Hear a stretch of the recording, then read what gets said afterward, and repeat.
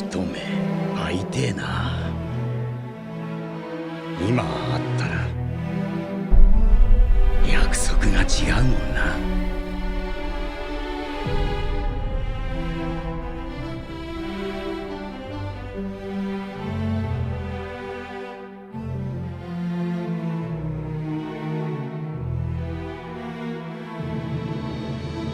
Nous sommes le 22 juillet 1997 et pour la première fois, le monde découvre One Piece. Chapitre numéro 1, Romance Down, Luffy à la merci du terrible monstre de la baie se fait sauver par Shanks qui d'un unique regard furieux fait fuir la bête. C'était il y a presque 22 ans, sans même le savoir, nous découvrions pour la première fois le Haki dans One Piece. Bonjour tout le monde et bienvenue au Mon Corvo. Cela fait plus de 2 décennies que nous connaissons Shanks sans rien savoir sur lui pour autant. Pendant très longtemps considéré comme le personnage le plus mystérieux du manga, aujourd'hui il nous apparaît plus clair que jamais. En effet, c'est en dissimulant des indices depuis le début de l'œuvre et avec la saga des 4 empereurs que nous pouvons deviner le pouvoir mais aussi le rôle du roux dans le futur de l'œuvre.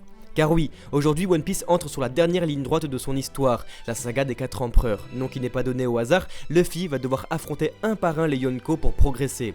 Comme nous le disions il y a un an en vidéo, Eiichiro est en train de créer un entraînement géant dans le nouveau monde pour que Luffy puisse développer implicitement mais aussi explicitement les 3 formes de Haki et ainsi avoir une chance contre Barbe Noire à la fin du manga. La première partie de Grand Line étant réservée à la maîtrise du fruit du démon, le nouveau monde lui va servir à Luffy pour maîtriser le Haki présenté en amont par Riley et c'est d'ailleurs ce même personnage qui revient à chaque fois que nous lecteurs apprenons une forme avancée du Haki.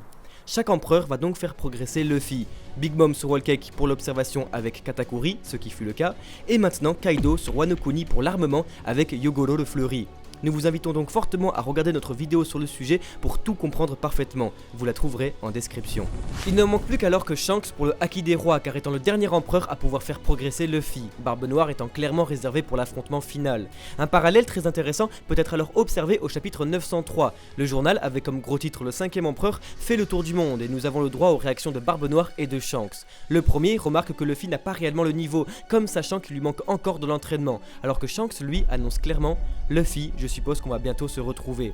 Lui aussi doit savoir que Luffy n'a pas vraiment le niveau, mais souhaite peut-être le voir pour lui apprendre quelque chose.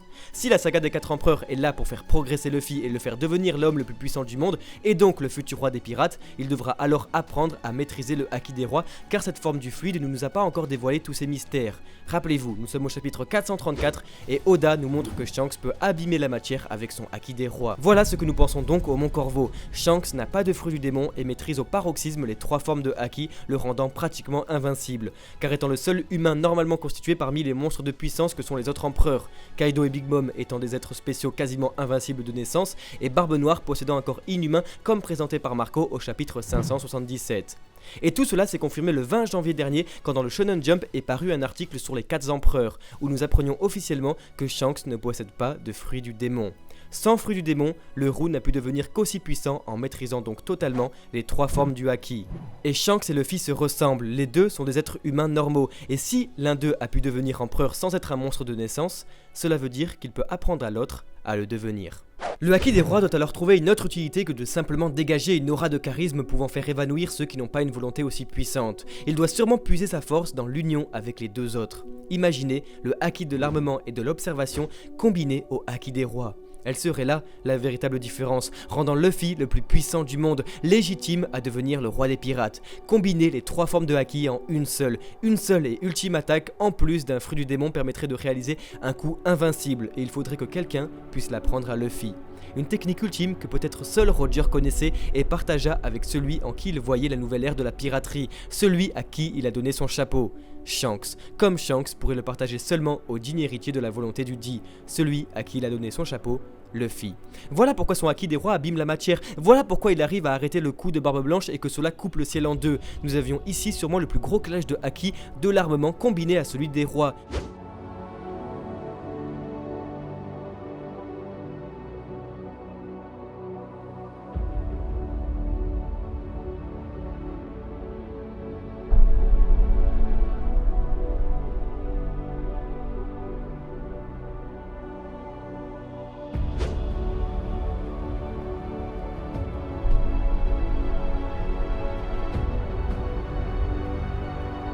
et surtout cela expliquerait comment il arrive à être où il veut, quand il veut. La capacité de voir dans le futur nous étant présentée par Katakuri, imaginez alors ce qu'est capable de faire Shanks avec le temps. Alors qu'à Marineford, Sengoku reçoit un rapport disant que Shanks a stoppé Kaido dans le Nouveau Monde, quelques heures plus tard, le roux intervient pour arrêter Akainu sur la première partie de Grand Line. Preuve que lui et son équipage peuvent se mouvoir dans le temps. Nous sommes sûrs que tout l'équipage de Shanks ne possède pas de fruits du démon, car depuis le premier chapitre, ils sont présentés comme des véritables pirates, sabres et pistolets. Pas besoin de pouvoir, car s'ils arrivent à armer leurs balles de pistolet ou sabres de haki, cela suffit à affronter les plus grands utilisateurs de fruits du démon, comme Zoro ou Sanji nous le prouvent depuis le début. Tout l'équipage du roux doit être au sommet du haki, en commençant par le Monster Trio. Et donc Ben Beckman, Yasopp et Lucky Roux doivent représenter chacun une forme maîtrisée du haki. Lucky Roux, pour le haki de l'armement, sa corpulence lui prête l'avantage d'être puissant physiquement, surtout que sa vibrocarde le présente comme toujours souriant, sauf quand il faut attaquer, il devient inarrêtable.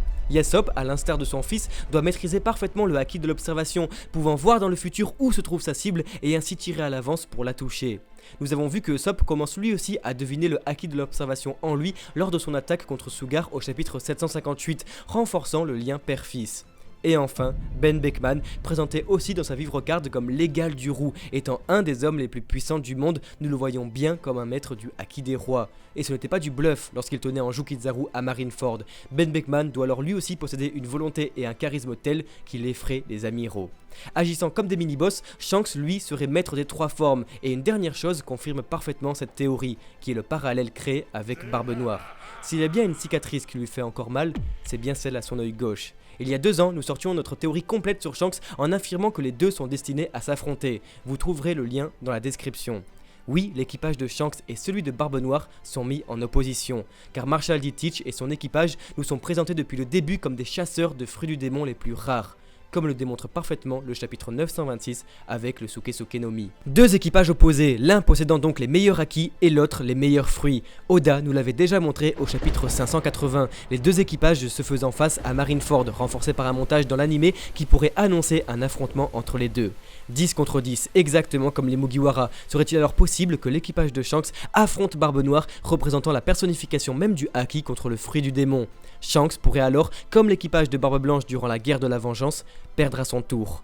Luffy et les Mugiwara les vengeraient et affronteraient Barbe Noire en 10 contre 10 comme nous le disions dans notre précédente théorie. Car aussi dur que cela puisse paraître, c'est la seule façon de montrer au lecteur que l'élève dépasse le maître, le seul moyen de montrer que Luffy est devenu plus fort que Shanks, car il affrontera Barbe Noire et ainsi prouver qu'il a fait ce que Shanks n'avait pas réussi.